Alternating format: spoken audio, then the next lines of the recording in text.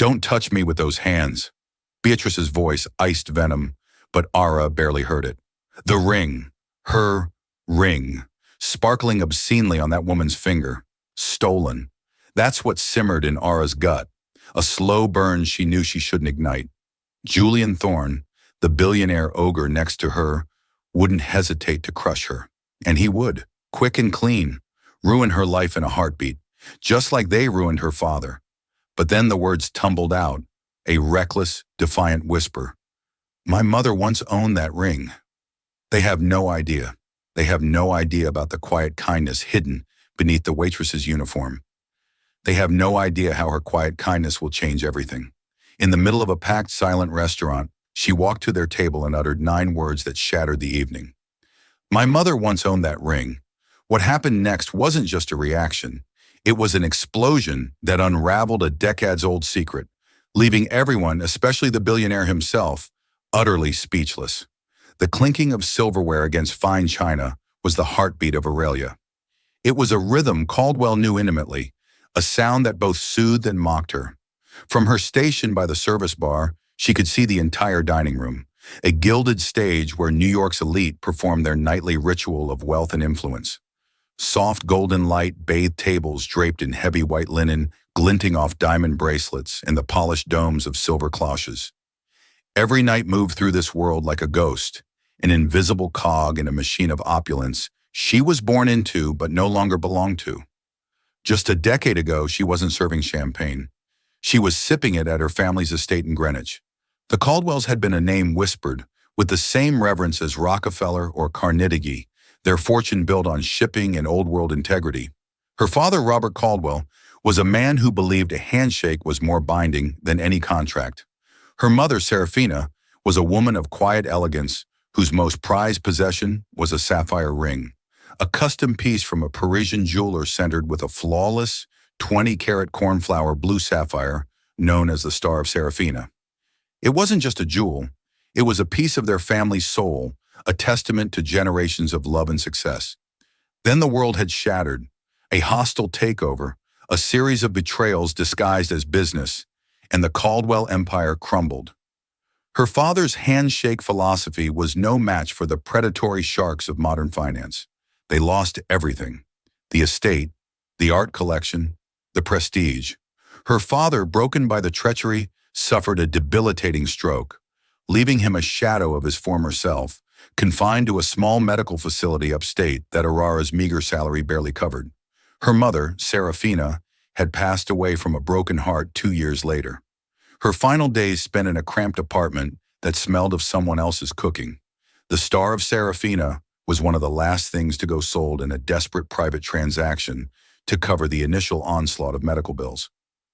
Aura was only 16, but the image of her mother's trembling hands as she slipped the ring off for the last time was seared into her memory. Now at 26, Alara was an art history student by day, a waitress by night. The irony was bitter. She studied the masterpieces of the world in her textbooks, then served overpriced entree to people who owned them. She was a curator of empty plates and refilled glasses, her own history tucked away like a forbidden exhibit. Tonight was different. Tonight, Table 7 was occupied by the architect of the modern world himself, Julian Thorne. At 34, Thorne was a titan of technology and finance, a man whose decisions could sway global markets. His company, Omniorp, had its hands in everything from satellite technology to biotech. He was famously ruthless, impossibly handsome, and perpetually trailed by an aura of untouchable power. With him was his fiancée, Beatrice Vanderbilt. She was exactly the kind of woman one would expect to see with Julian Thorne, flawlessly beautiful with the bored, dismissive air of someone who had never known a moment of want. Her pedigree was as impeccable as her couture dress. She was a Vanderbilt, a name that still carried the weight of Gilded Age royalty. Era's manager, a perpetually stressed man named Mr. the Dubois, had been clear.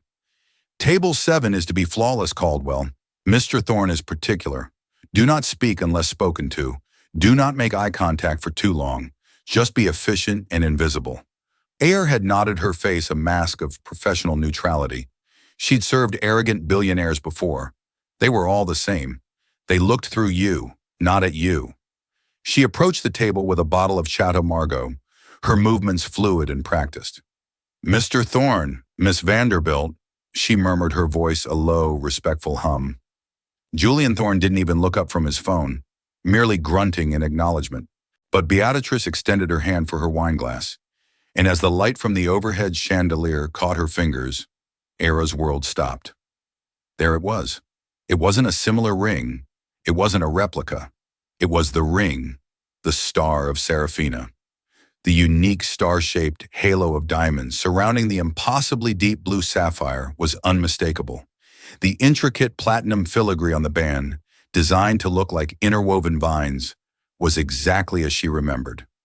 A wave of nausea and vertigo washed over her. The sound of the restaurant faded into a dull roar. In her mind, she was 16 again, watching her mother's face collapse in grief as the ring was placed into a velvet box and taken away forever. Her hand trembled and a single drop of crimson wine splashed onto the pristine white tablecloth. "Watch it." Beatrice snapped, her voice like cracking ice. She snatched her hand back as if Aurora were contagious. Julian Thorne finally looked up, his gray eyes cold as a winter storm fixing on Era. They weren't angry, not yet. They were merely annoyed the way one might be at a buzzing fly. "Is there a problem?" he asked, his voice low and dangerous. Ilara's heart hammered against her ribs. Mr. Dubois' warning screamed in her head. Be invisible. Don't speak. Her job, her father's care, it all depended on her silence. But seeing that ring on the hand of a woman who wore it like a BBL, a mere trophy, while her own father languished in a sterile room, broke something inside her. The pride she inherited from her parents, the pride she had buried under years of hardship, surged to the surface. She swallowed hard, her gaze locked on the ring. The blood rushed in her ears, but she found her voice shaky, yet clear, cutting through the hushed ambiance of Aurelia. "I'm sorry," she began, her eyes lifting to meet Julian's steely gaze. "It's just that ring." She took a deep breath. The point of no return. "My mother once owned that ring." The 9 words hung in the air, delicate and devastating as a spider's silk. For a moment, there was only the ambient noise of the restaurant, a distant laugh, the soft scrape of a fork. Then a bubble of silence expanded from table 7, pushing all other sounds away. The diners at adjacent tables, sensing the sudden shift in atmospheric pressure, began to steal glances. Beatrice Vanderbilt was the first to react. She let out a short, incredulous laugh that was more of a scoff. "Excuse me, what did you just say?" She held up her hand, flaunting the magnificent sapphire. "This ring? You think your mother owned this ring?"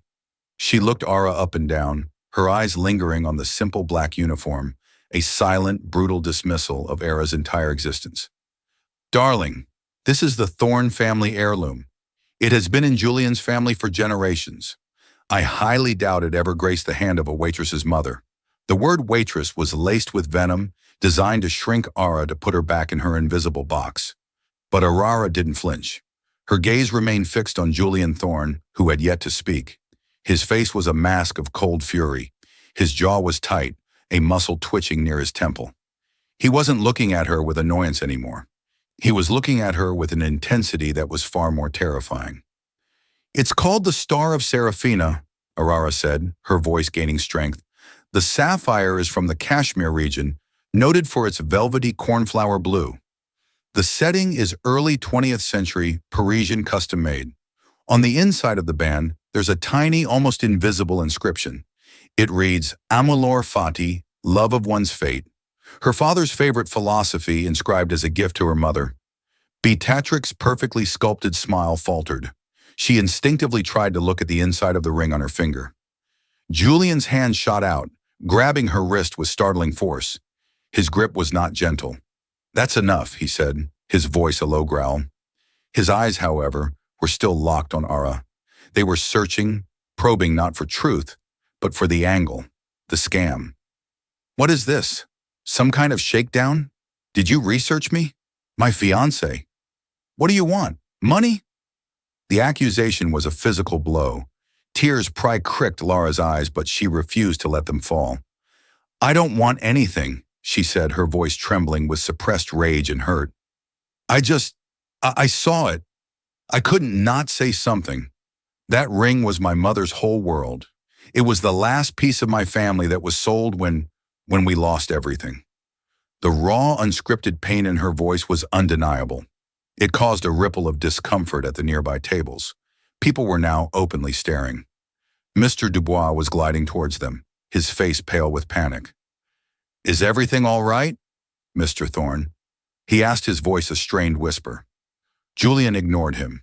He slowly released Beatrix's wrist and leaned forward, his elbows on the table.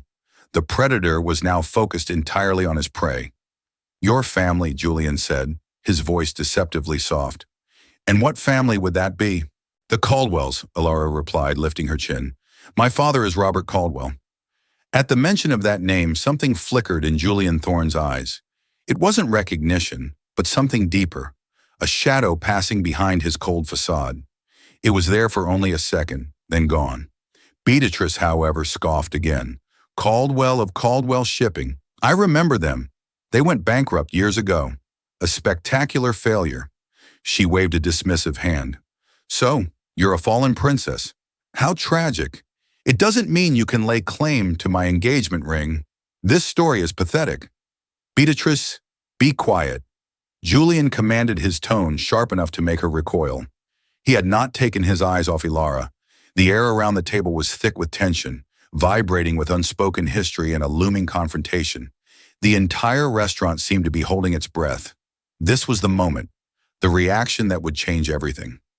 Era expected him to call security. She expected him to have her thrown out, to mock her, to ruin her. He did none of those things.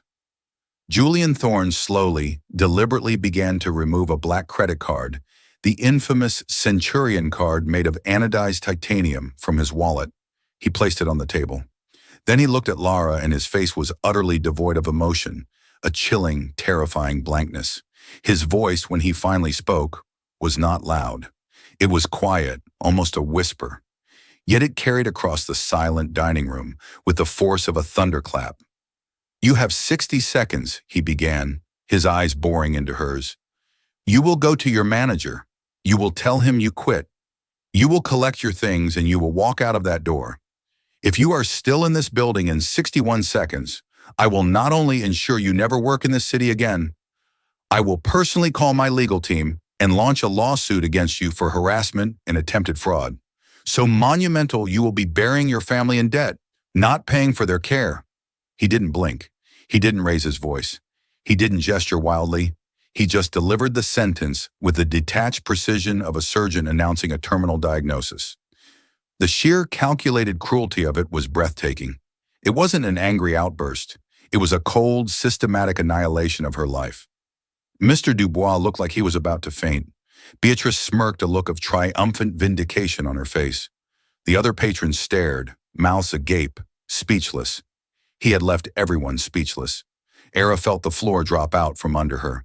The air was stolen from her lungs. This was a power she couldn't comprehend. The power to erase someone, with a few whispered words. The fight went out of her, replaced by a cold, numbing dread. She gave a single jerky nod, turned on her heel, and walked away from the table. Her legs unsteady beneath her. She didn't look back. She couldn't. Behind her, she could feel the weight of every eye in the room, but most of all, she could feel the chilling, victorious gaze of Julian Thorne. She had told him the truth, a truth that was etched into her very soul. And his reaction was not to question it, but to extinguish it. And as she pushed through the kitchen doors, the sound of her own heart breaking was louder than the silence she left behind. The walk to the employee locker room was a blur of shame and disbelief. The cacophony of the kitchen, the clatter of pans, the hiss of the grill, the shouts of the chefs was a world away from the frozen silence of the dining room. Era's hands were shaking so violently she could barely unbutton her uniform. She stripped it off, throwing it into the bottom of her locker as if it were contaminated. Mr. Dubois found her there, leaning against the cold metal, her street clothes feeling foreign on her skin. He looked pained, his usual bluster gone. "Alara, I'm so sorry," he stammered. "You know I have no choice. He's one of our most important patrons. The owner would have my head." "I know, Mr. Dubois. she whispered her voice. It's not your fault. What were you thinking? He asked, his tone more curious than accusatory. To say that to him. I was thinking about my mother, she said, pulling on her worn-out coat. That's all. She walked out the back alley entrance of Aurelia, the stench of garbage and gourmet food scraps filling the humid night air. The life she had painstakingly pieced together, the job that paid for her father's care. The semblance of stability had been demolished in less than a minute. Julian Thorne hadn't just fired her. He had salted the earth where her life once stood. The weight of his threat pressed down on her, a promise of total ruin. Back in the gilded cage of the restaurant, the atmosphere at table 7 was glacial. Beatrice was pining, flushed with victory. Well, that's dealt with, she said, taking a triumphant sip of her wine. The nerve of that girl, a Caldwell. Honestly, it's just sad. She probably saw the ring in a magazine once and concocted that whole sob story. Julian didn't respond. He was staring at the single drop of red wine on the tablecloth, a tiny mar on the perfect white canvas. He should have felt vindicated. He had squashed a nuisance, protected his family's name, and put a delusional nobody in her place. That was how his world worked. Power was a tool, and he used it with precision. So why did he feel a sliver of ice in his gut? Amore fati. He had never looked for an inscription. Why would he? His father, Alistair Thorne, had given him the ring, telling him it had belonged to Julian's grandmother, a Thorne heirloom. It was a story as solid and unquestionable as their family fortune. He had never had a reason to doubt it until now. The girl, Alara Caldwell. Her eyes, there was no cunning in them, no hint of a calculated scam. There was just pain, a deep abyssal grief that he recognized because he had seen a version of it in his own mirror after his own mother passed away. Liars were greedy. Grieving daughters were haunted. She had looked haunted. Julian, did you hear me? Beatrix's voice cut through his thoughts. I was saying we should order the truffle risotto. I've lost my appetite, he said curtly, pushing his chair back. He stood up, towering over the table. I'm leaving. Leaving. But we haven't even had our entree. Beatrice protested, her face a mask of confusion and frustration. You stay. Enjoy your meal, he commanded, tossing his black card onto the table. Get a car home. He walked out of the restaurant without a backward glance, leaving his fiancée sitting alone amidst the wreckage of their perfect evening. The drive back to his sterile, glass-walled penthouse overlooking Central Park was on autopilot. His mind was a maelstrom. The Caldwells. Robert Caldwell. The name was familiar, but not in a social context. It was a business file, a ghost from his father's past. Alistair Thorne had built his empire on the ruins of others. He called it strategic acquisition. The world called it corporate raiding. Julian had learned the game at his father's knee, and he played it better than anyone. He'd never questioned the methods, only the results. He stormed into his penthouse and went straight to the liquor cabinet, pouring a generous measure of Macallan 25. He swirled the amber liquid, the city lights twinkling below, like a galaxy he had conquered, but he felt no triumph. He thought of the waitress, her defiant chin, the quiet dignity she clung to even as he was destroying her. On a sudden, inexplicable impulse, he slipped the engagement ring from his pocket, where he'd put it after taking it from Beatrix's hand at the restaurant. Under the bright focused light of his desk lamp, he examined the inside of the band with a magnifying glass from his desk drawer. His blood ran cold. They're so small it was almost invisible to the naked eye were 2 etched words. 2 words that had no business being there. 2 words that proved the waitress wasn't lying. Amor fati. A wave of something dark and unsettling washed over him. The foundation of the story he'd been told his entire life had just cracked. This ring was not a Thorne heirloom. It had belonged to someone else. It had belonged to Serafina Caldwell. His father had lied to him. The lie wasn't the problem. Julian lived in a world of lies. They were the currency of power. The problem was why. Why this specific lie? Why pass off this particular ring with its secret history as a family treasure? He downed the scotch in one go, the burn in his throat doing nothing to quell the cold fire in his gut. His first instinct was to destroy the source of the problem, ruin the girl so completely she would never be heard from again. Bury the truth. That was the Thorn way. But another unfamiliar instinct was fighting its way to the surface. A nagging, persistent curiosity, a sliver of doubt that had now widened into a chasm. He had built his empire on data, on facts, on knowing every variable. And right now, the biggest variable was a fired waitress named Era Caldwell. He walked over to his laptop, his movements sharp and decisive. He didn't call his legal team to sue her. He called his head of security, a former Mossad agent named Mikhail. "Mikhail," he said, his voice low and intense, "I need you to find someone. Her name is Alara Caldwell. I want to know everything. Where she lives, where she goes to school, her family history, her financial situation. Everything. And I want to know about her father, Robert Caldwell. Specifically, I want every detail you can find about the collapse of Caldwell Shipping a decade ago. I want to know who was involved. I want to know who picked the bones clean." He paused, staring out at the city that was supposed to be his. "And get me everything you can on a ring known as the Star of Serafina. I want its complete provenance. No stone unturned." He hung up the phone. He was no longer trying to bury the truth. He was going to excavate it. And he had a sinking feeling that whatever he was about to unearth was going to be far uglier than a simple lie. For 3 days existed in a fog of despair. The city that had once felt full of possibility now seemed like a concrete prison. Every time her phone buzzed, she flinched, expecting a summons from Julian Thorne's lawyers. She spent her hours poring over job listings for waitressing gigs, knowing her name was likely already blacklisted. The money in her bank account was dwindling, a ticking clock, counting down to the moment she wouldn't be able to pay for her father's care facility. She visited him on the 3rd day. The facility was clean, but bleak smelling of antiseptic and quiet resignation. Robert Caldwell sat in a wheelchair by the window, staring out at a small manicured lawn. The stroke had stolen most of his ability to speak, leaving him trapped inside a body that had betrayed him. But his eyes, they were still sharp. They could still convey the love, the pride, and the profound sadness that defined his existence. Ara held his hand, its skin thin and papery, and told him about her classes, about a funny dog she saw in the park, about anything other than the truth. She didn't tell him she lost her job. She didn't tell him she had seen the ring. She couldn't bear to put that pain back into his eyes.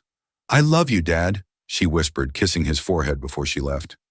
He squeezed her hand, a flicker of the powerful man he once was, and the gesture both warmed and broke her heart. Meanwhile, Julian Thorne was descending into a rabbit hole of his own family's making. Mackie was ruthlessly efficient. The first report landed on his desk within 24 hours. It was a dossier on Ara Caldwell, her stellar academic record at Columbia University, her mother's death certificate, the crushing list of debts, and the address of the care facility for Robert Caldwell. Every detail painted a portrait of a young woman fighting an impossible battle with quiet, desperate tenacity. There was no hint of a scam artist. The second report arrived a day later. It was the provenance of the ring. It had been commissioned in 1925 by the Dubois family in Paris, passed through several hands, and was finally purchased by Robert Caldwell in the late 1990s as a wedding anniversary gift for his wife, Serafina. It was officially publicly a Caldwell piece. The trail went cold 10 years ago. Mikhail's report stated it was sold in a private, unrecorded sale. There was no mention of the Thorne family, not until it appeared on Beatrice Vanderbilt's finger. The final report was the one Julian dreaded most. It was a deep dive into the collapse of Caldwell Shipping, and the name at the center of it, the architect of the entire hostile takeover, the predator who had dismantled a century-old company for parts, was a name Julian knew better than his own. Alistair Thorne, his father. The documents laid it all out in cold, hard print. Alistair, through a series of shell corporations and back-channel dealings, had initiated the attack. He'd manipulated stock prices, bribed a keyboard member, and exploited a temporary vulnerability in the company's finances. It wasn't just business. It was a massacre. Robert Caldwell's handshake mentality had made him an easy target for a man who saw honor as a weakness to be exploited. The final damning piece of information was a copy of a private sales agreement unearthed from a retired art dealer's records dated 2 weeks after the Caldwell bankruptcy was finalized. It was for the sale of one item, the Star of Serafina. The buyer was a shell corporation. The price was a pittance, a fraction of its market value, the kind of price a desperate man trying to pay for his family's survival would accept. The shell corporation was owned by another shell corporation, which was at the very end of the chain, owned by Thorne Industries. Julian felt a profound, sickening lurch in his stomach. The ring wasn't just a lie. It was a trophy, a spoil of war. His father hadn't just defeated Robert Caldwell. He had taken the most precious symbol of his family, and then years later had the audacity to pass it off to his own son as a symbol of their family's legacy. It was a gesture of supreme, monstrous arrogance. That evening, Julian drove to his father's sprawling estate in Westchester, the reports burning a hole in his briefcase. Alistair Thorne was in his study, a cavernous room of dark wood and leather, a portrait of himself hanging over the marble fireplace. He was a man who radiated power even in his old age, his eyes still holding the predatory gleam that had made him a legend. "Julian," Alistair said, a pleased smile on his face. "An unexpected visit. To what do I owe the pleasure?" Julian didn't waste time with pleasantries. He walked to the mahogany desk and dropped the folder on it. The sound echoed in the silent room. The Caldwell ring. Julian said, his voice flat and cold, "I want you to tell me about it." Alistair's smile didn't falter, but a shudder came down over his eyes. "The family heirloom. What about it? Did Beatrice not like it? We can find another." "Stop lying." Julian snapped the words erupting from him with a force that surprised them both. "I know where it came from. I know you bought it off Robert Caldwell after you destroyed him. I know it's not a Thorne heirloom. I want to know why. Why would you give it to me and tell me it was Grandma's?" Alistair leaned back in his chair, the picture of calm. He steepled his fingers. "It was a lesson, Julian, a story. All heirlooms begin somewhere. We are the start of a new dynasty, one more powerful than the Caldwells ever were. I took their symbol and made it ours. It's a symbol of your birthright. It represents the victory of our way of doing things over their antiquated, sentimental nonsense." Julian stared at his father, truly seeing him for the first time. He wasn't just a ruthless businessman. He was a man who reveled in the humiliation of his rivals, a man who saw cruelty as a virtue. "You destroyed a man's life," Julian said, his voice barely a whisper. "You took his legacy, his company, his wife's ring, and you call it a lesson. I call it winning," Alistair retorted, his voice hardening. "A lesson you seem to have forgotten. I heard about the incident at Aurelia. The waitress, you should have crushed her. You should have sued her into oblivion the moment she opened her mouth. Instead, you're here questioning me, looking like a sentimental fool yourself." "She told the truth," Julian roared, slamming his fist on the desk. "She wasn't lying." "Truth." Alistair laughed, a dry, humorless sound. "Truth is a luxury for people who can't afford lawyers. We make our own truth, Julian. I gave you that ring as a reminder of who you are, a Thorne, the son of a winner. Now I suggest you go back to your fiancée, forget all this nonsense, and start acting like it." Julian felt a chasm open between him and his father. He had spent his life aspiring to be this man, to earn his approval, to be even more ruthless, more successful. Now looking at him, all he felt was a profound sense of disgust and shame. The entire foundation of his identity, the legacy he was meant to carry, was built on a bed of lies and cruelty. He picked up the folder, his hands steady now. The rage had cooled into a hard, clear resolve. "No," he said, his voice quiet but resolute. "I think for the first time I'm going to act like a man, not just a Thorne." He turned and walked out of the study, leaving Alistair sitting in the dark, the portrait of his own mug face, mocking him from above the fireplace. Julian didn't know what he was going to do yet, but he knew one thing for certain.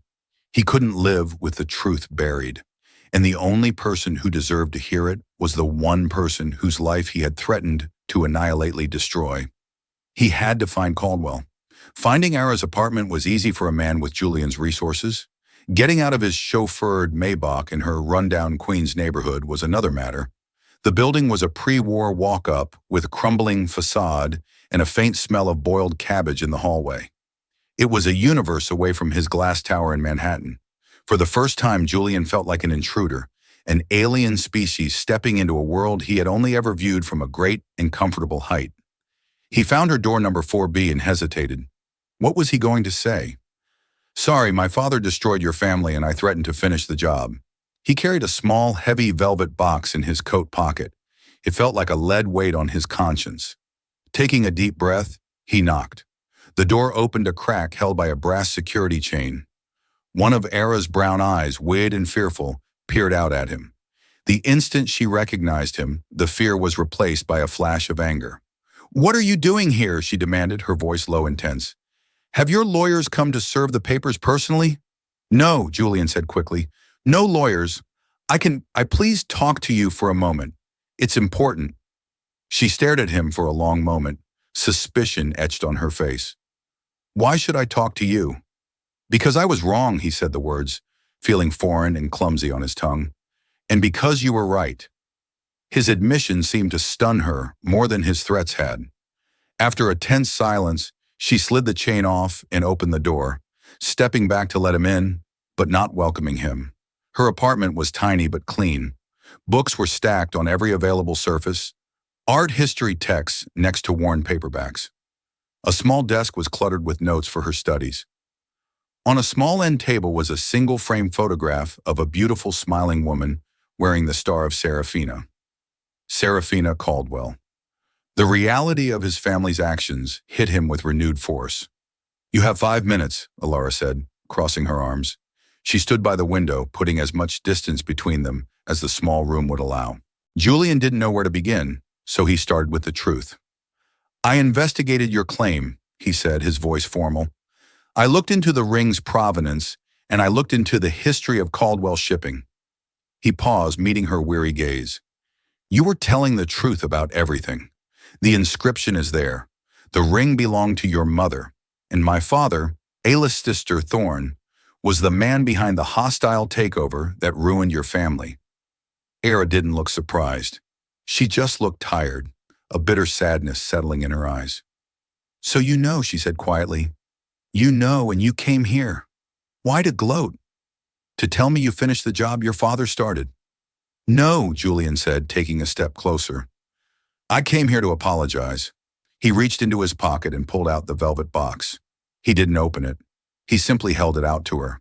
And to return this, it belongs to you. It always has. Era stared at the box in his outstretched hand as if it were a venomous snake.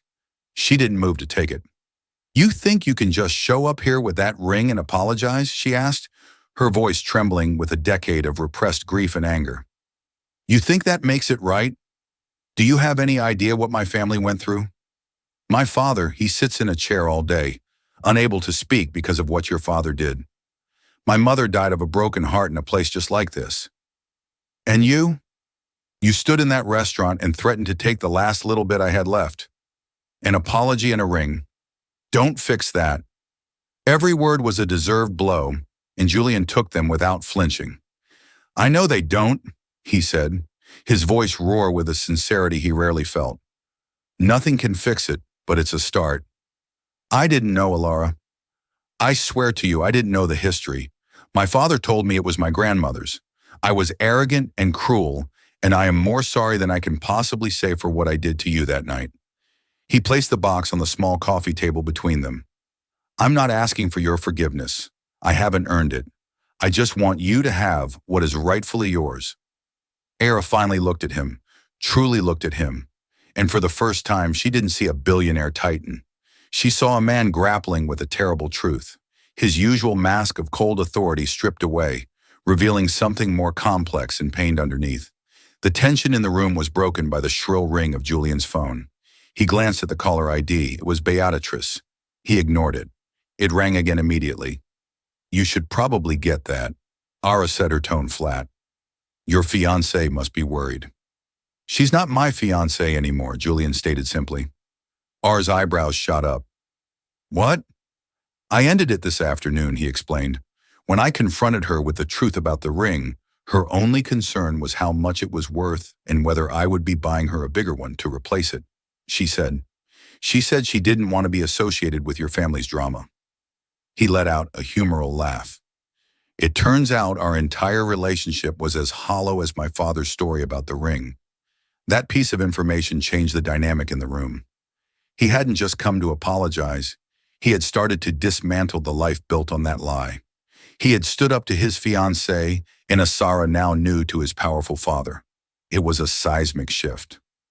Ara slowly walked over to the coffee table and looked down at the velvet box. She didn't open it. "What will your father do?" she asked. "I don't care," Julian said. "This is bigger than him. It's bigger than Thorn Industries. This is about justice or something like it." He looked around her apartment at the books and the single photo of her mother. "What happened to your family was wrong, and I want to help you make it right." Ara looked from the box to his face. The offer was terrifying and tantalizing. For 10 years, she had been powerless, a victim of forces far beyond her control. Now the son of her family's destroyer was standing in her living room, offering her the one thing she had never dared to hope for a chance to fight back. She finally reached out and picked up the velvet box.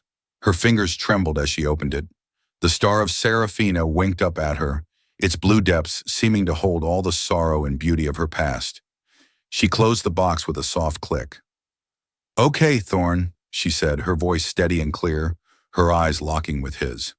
"Let's talk about justice." The small apartment, once a symbol of Ara's reduced circumstances, became the unlikely headquarters for their alliance. The power dynamic had irrevocably shifted. It was no longer a billionaire and a waitress. It was two people bound by a shared, ugly history, seeking a truth that could either redeem them or destroy them both. Julian, accustomed to commanding boardrooms and leveraging billions, found himself deferring to Ara's knowledge of her family's history. She brought out old company ledgers, her father's diaries and letters that painted a vivid picture of Caldwell shipping before its fall. It was a company built on trust and a sense of family among its employees, a stark contrast to the cutthroat, impersonal machine of OmniP. "My father's partner, a man named Marcus Blackwood, betrayed him," Ara explained one evening, pointing to a name in one of the diaries. "My father trusted him like a brother. According to his journal, Marcus was the one who convinced him to take on a risky level of debt for a new fleet expansion right before a manufactured slump in the market. It left the company vulnerable. It was the opening your father needed." Julian took the information and fed it to Mickey's team. Within a day, they had a financial trace. Marcus Blackwood had received a multi-million-dollar payment from one of Alistair's shell corporations 2 months after the bankruptcy. He was now living a life of quiet luxury in the Cayman Islands. It was the smoking gun. Their collaboration was intense. They spent long hours together, fueled by coffee and a mutual burning need for resolution. Julian saw the brilliant analytical mind that had been hiding behind a waitress's apron. Ara in turn began to see past the arrogant corporate raider to the man beneath, a man deeply wounded by his father's deception and desperate to carve out a moral identity of his own. A strange intimacy grew between them. It wasn't romantic, not yet.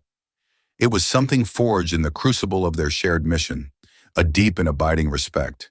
He would watch her, lost in thought, her brow furrowed as she deciphered a line from her father's notes, and feel a sense of admiration he had never felt for the polished, superficial women in his own circle.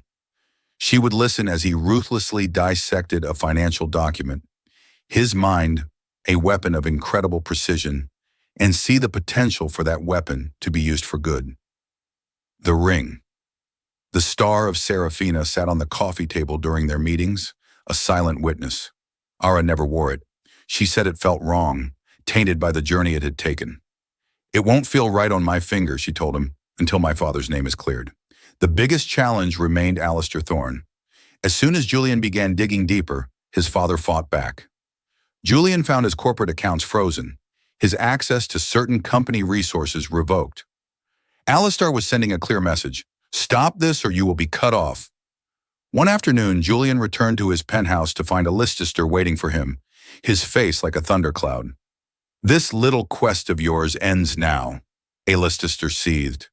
"You are jeopardizing a multi-billion-dollar enterprise for the sake of some sob story from a girl who should be serving you coffee. You are a thorn. Start acting like it." "I am," Julian replied calmly, loosening his tie. I'm cleaning up a mess that a thorn made years ago. It's called taking responsibility. You should try it sometime." "Responsibility?" Alistair scoffed.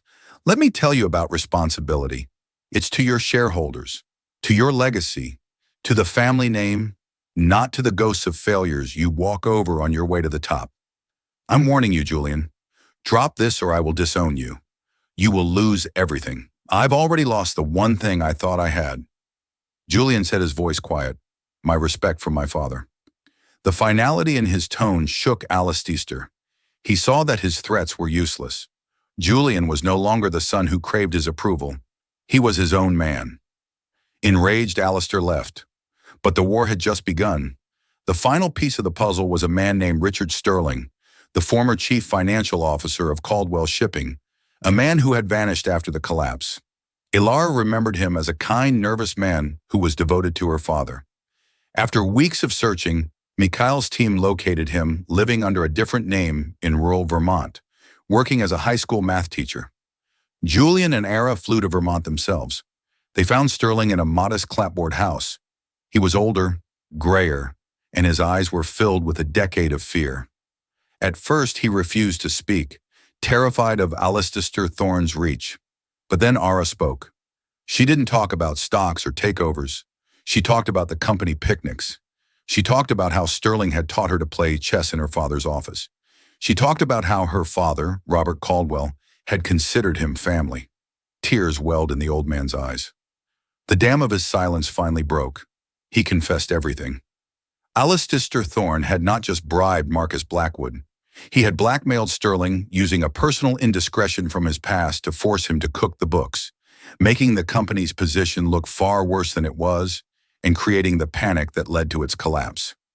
Sterling had lived with the guilt ever since. He agreed to sign a sworn affidavit detailing Alistair's crimes.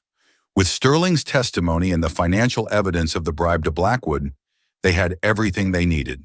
They had the undeniable truth. The question was what to do with it. A public lawsuit would be messy, a media circus that would devastate what was left of both their families. "There's only one way this ends," Julian said as they flew back to New York. "It's not in a courtroom. It's in the boardroom." He called a special emergency meeting of the Thorne Industries Board of Directors. It was an unprecedented move, a direct challenge to his father's authority as CEO and chairman. He was risking everything, his position, his inheritance, his entire future. He and walked into the towering Thorne Industries building together. The employees stared as Julian, the heir apparent, strode through the lobby with the former waitress at his side. They were not a couple. They were partners, soldiers marching into their final battle. The truth was their only weapon.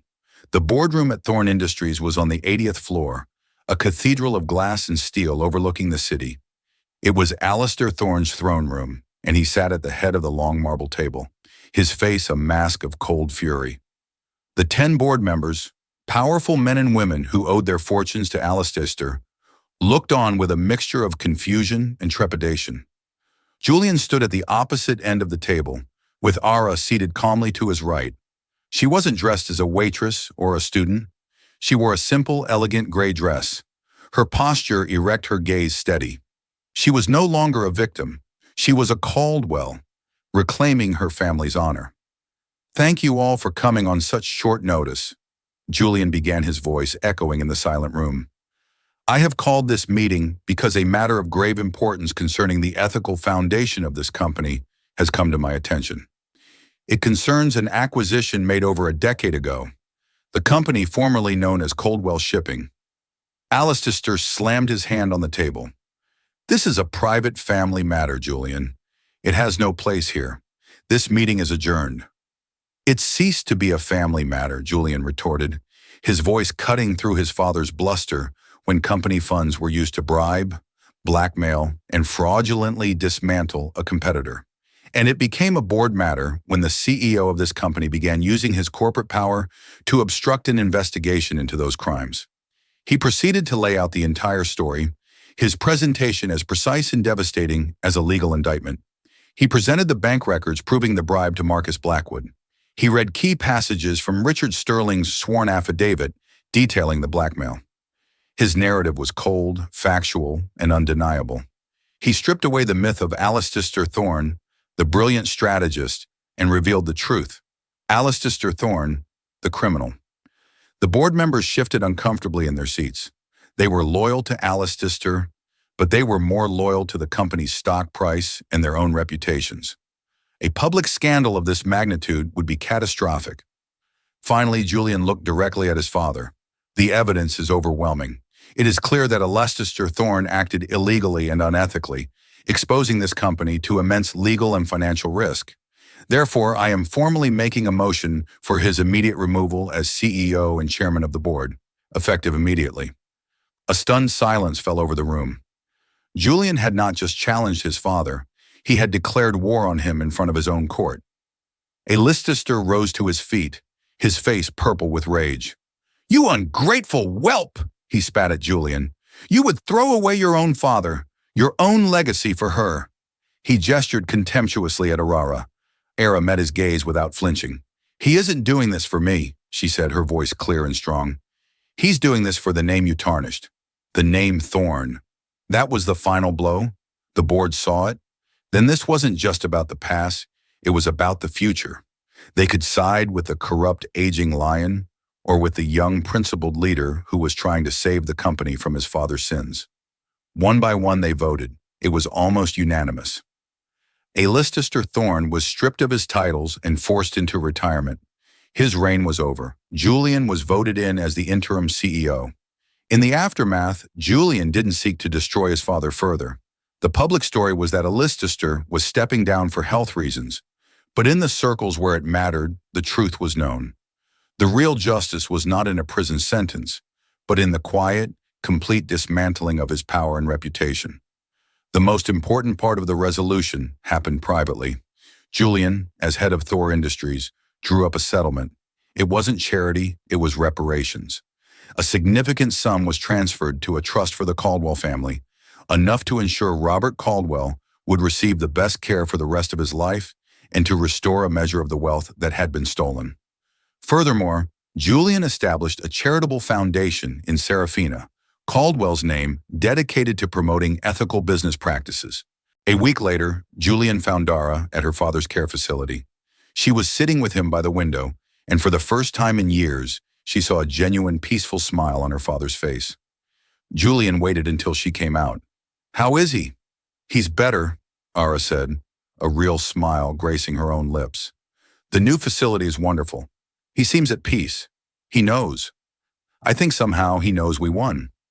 They walked through the facility's garden, the late afternoon sun, casting long shadows. "I have something for you," Julian said. He handed her a simple envelope. Inside was a job offer, not for a waitress, but for a position as the head curator of the new Thorne Industries art collection with a special fund to acquire pieces from struggling young artists. It was a perfect blend of her passion and her past. "Julian, I don't know what to say," she stammered, overwhelmed. "Say you'll think about it," he said with a small smile. He then pulled out the familiar velvet box. "There's one last piece of business." He opened it, and the star of Serafina seemed to glow with a new light. "It's clean now," he said softly. "Its legacy has been restored. It's time for it to go home." He didn't offer it to her. He simply held the box open. This time Alara reached out without hesitation. She lifted the ring from its velvet cushion. It felt different in her hand, not heavy with sorrow, but alight with possibility. She looked from the ring to Julian's face, seeing in his eyes not the shadow of his father, but the light of a good man who had fought his way out of the darkness. Instead of putting it on her own finger, she took his hand. With a gentle, deliberate motion, she slid the ring onto his pinky finger. "What are you doing?" he asked, surprised. Alistair was right about one thing, she said, her fingers lingering on his. "All heirlooms have to begin somewhere. This ring is no longer just a symbol of my family's past. It's a symbol of our shared future, a reminder of the truth we fought for. Let's create a new legacy for it together." Julian looked down at the ring on his hand, then back up at her, a slow, genuine smile spreading across his face. In that moment, surrounded by the quiet peace of the garden, he knew his father's greatest lesson had been a lie. Victory wasn't about what you took from others. It was about what you were willing to build together from the ruins of the truth. What started with 9 simple words from a waitress became a journey of justice, redemption, and the extraordinary power of truth. Ilira and Julian proved that a legacy isn't just something you inherit, it's something you build choice by choice, truth by truth. Their story reminds us that even in a world that seems to be ruled by wealth and power, the courage to speak up and the integrity to listen can change everything. They didn't just reclaim a ring, they reclaimed their histories and forged a new future, proving that the most valuable thing in the world isn't a flawless sapphire, but a conscience that is clear. If this story of courage and unexpected alliances moved you, please show your support by hitting the like button. Share it with someone who needs a reminder that the truth always matters. And don't forget to subscribe to our channel for more real-life stories that will leave you breathless. Click the notification bell so you never miss a single moment.